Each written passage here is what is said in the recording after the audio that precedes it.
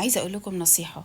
لو سمعتوها اهلا وسهلا، ما سمعتوهاش مش متقبلينها فعادي جدا، مرروها مرور الكرام. النصيحة اللي هي عايزة اقولها، بلاش تحكموا على حد بالظاهر.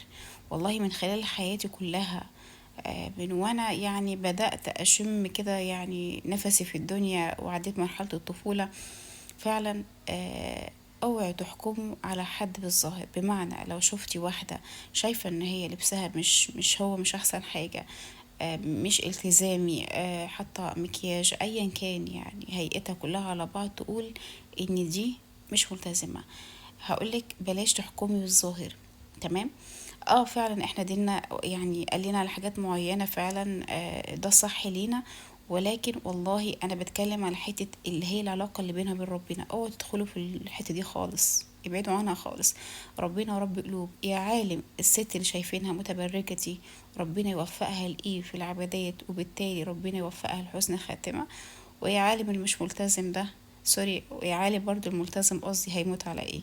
دايما النهايات دي يعني بتبقى مخالفة خالص لتوقعاتنا يعني.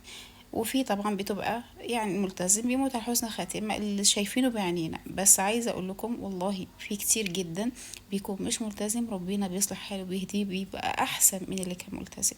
فخلي كل واحد فعلا في حاله. دي نصيحة من اختي ليكم فعلا، في حياتي كلها والله.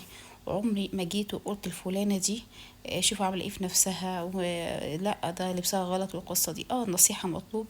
ولكن ما تحكموش على قلبها وعلاقتها بينها وبين ربنا. في أسرار بين العباد وعبده وربه، هو ربنا وحده اللي أدرى بيها يعني. بس فحبيت أقول لكم الجملة دي يعني، وأتمنى تتقبلوها مني بصدر رحب. السلام عليكم.